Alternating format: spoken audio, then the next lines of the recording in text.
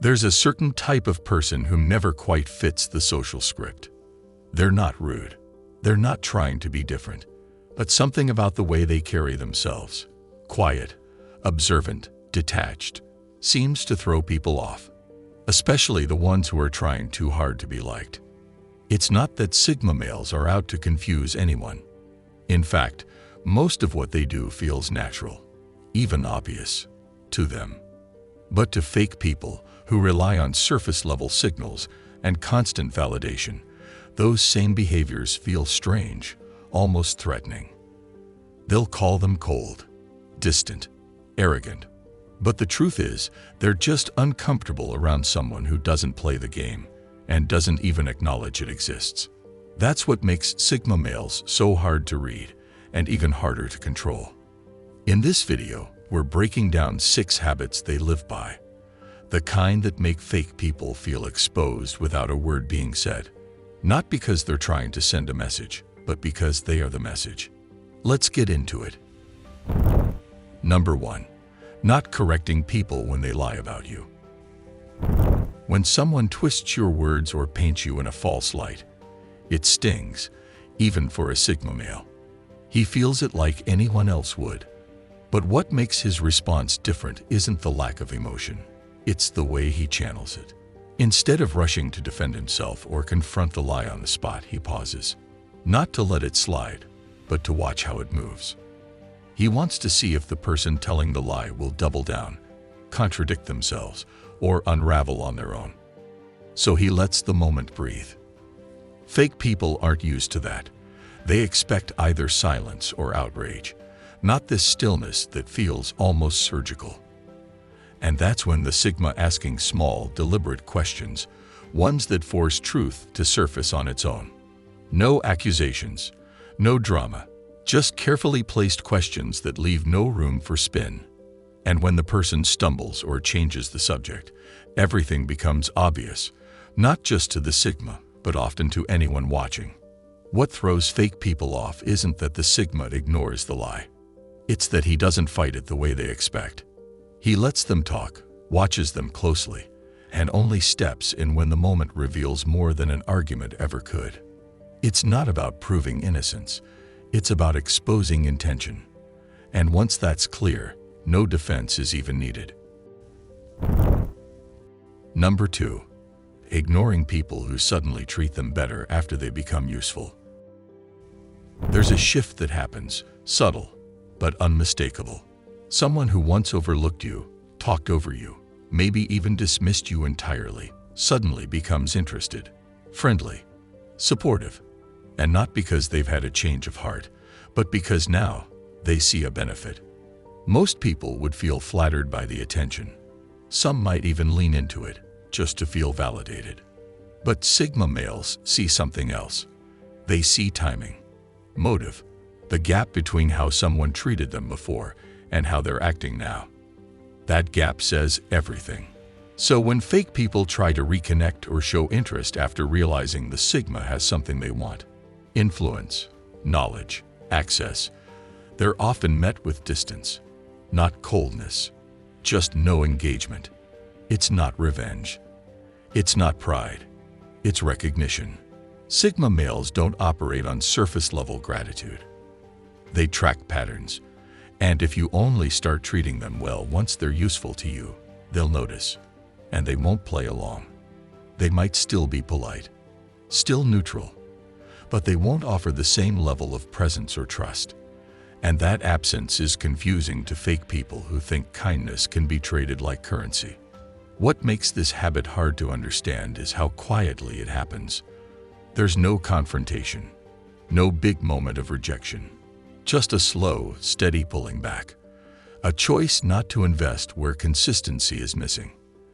It's not that Sigma males never give people second chances. It's that they watch what changes, and more importantly, when it changes. Because if your respect only shows up when it's convenient for you, they're already gone, even if they're still in a room. That's the part fake people can't make sense of. You did everything right this time, but it still didn't work. Because with a Sigma, timing isn't just timing, it's proof. Number 3. Going silent instead of playing along. Most people feel pressure to participate in conversations, even when the tone is fake or the energy is off.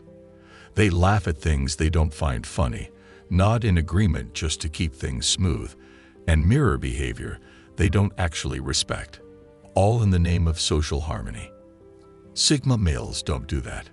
Not because they think they're better, but because they simply can't bring themselves to fake it. When the energy feels off or the conversation veers into territory that doesn't align with who they are, they don't push back or correct anyone. They just go quiet. And that silence says more than most people realize. To fake people, silence feels like rejection. It's a disruption to their social script, one they don't know how to respond to. They expect a reaction, some kind of cue to keep performing, but instead they're met with a calm that makes them second-guess the entire interaction. Sigma males aren't trying to be difficult when they withdraw. It's actually a form of self-control. They know that speaking just to be polite often leads to saying things they don't mean, or worse, getting drawn into dynamics that go nowhere. So they choose a kind of quiet that isn't passive, it's intentional. In those moments, they're not disengaged. They're observing everything. Who's trying too hard, who's fishing for approval, and who starts getting uncomfortable once the performance isn't validated.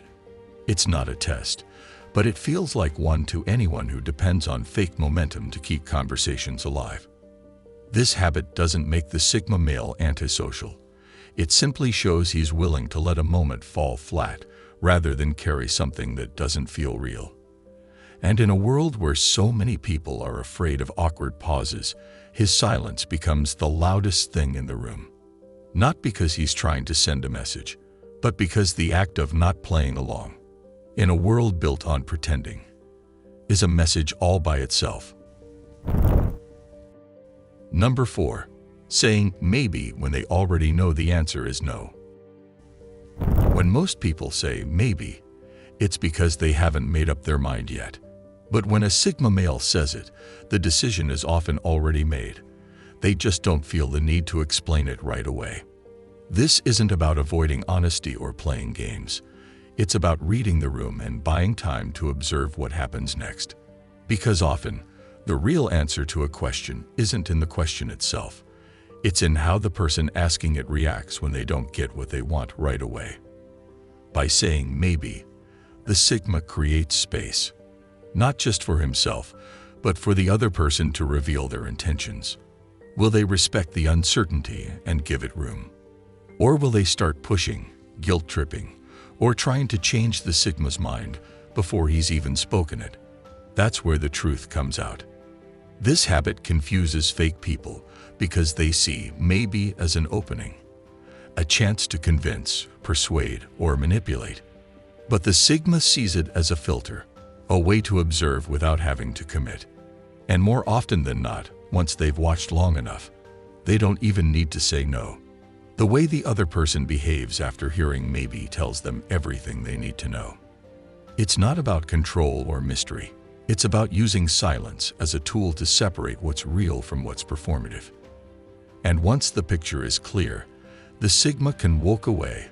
No speech, no drama, just a quiet decision that was already made from the start. Number 5. Turning emotion off in order to hear what someone's really saying. Most people listen through a filter, their emotions. Whether it's anger, insecurity, excitement, or pride, there's often a feeling in the background shaping what they hear. And sometimes, that emotion gets louder than the actual words. While most are busy reacting, Sigma males take a different route. They slow everything down, not to detach completely, but to remove the noise. In a conversation that feels tense, fake, or loaded with mixed signals, they'll quiet their own reactions, not out of coldness, but out of focus. Emotion can be misleading, especially in the hands of someone who knows how to use it as a tool. When someone is trying to guilt you, flatter you, or provoke you, the worst thing you can do is feel your way through it. So they don't.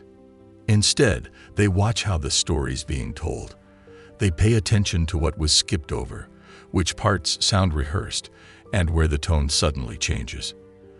They listen beyond the words, not because they're suspicious, but because they understand how often the truth hides under performance.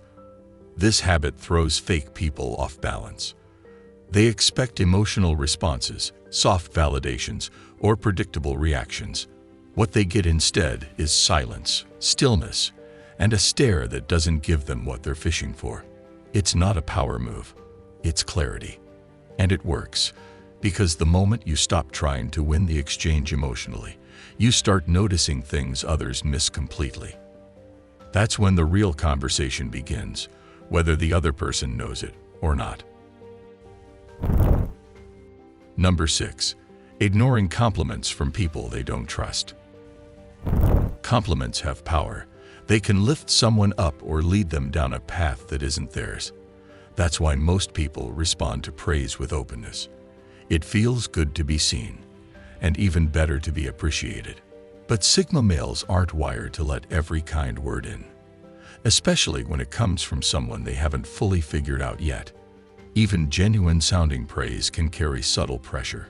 Sometimes it's meant to bond, other times it's meant to control, and occasionally it's meant to sneak past your defenses by telling you exactly what you want to hear. Instead of feeding off that attention, they step back from it, not out of coldness, but because they've trained themselves to stay grounded. If someone compliments their work, their style, or their choices, they don't let that define how they feel about themselves. They already decided who they are before the compliment arrived. It's not that they don't appreciate praise, they just don't chase it. And when it comes from someone they haven't learned to trust, it simply doesn't carry the same weight. This quiet resistance throws people off, especially those who use charm like a shortcut. They expect a spark, a shift in dynamic, but instead they get calm eyes, a small nod, and nothing more. That's not rejection, it's independence. Because when approval stops being a reward, manipulation stops being the strategy.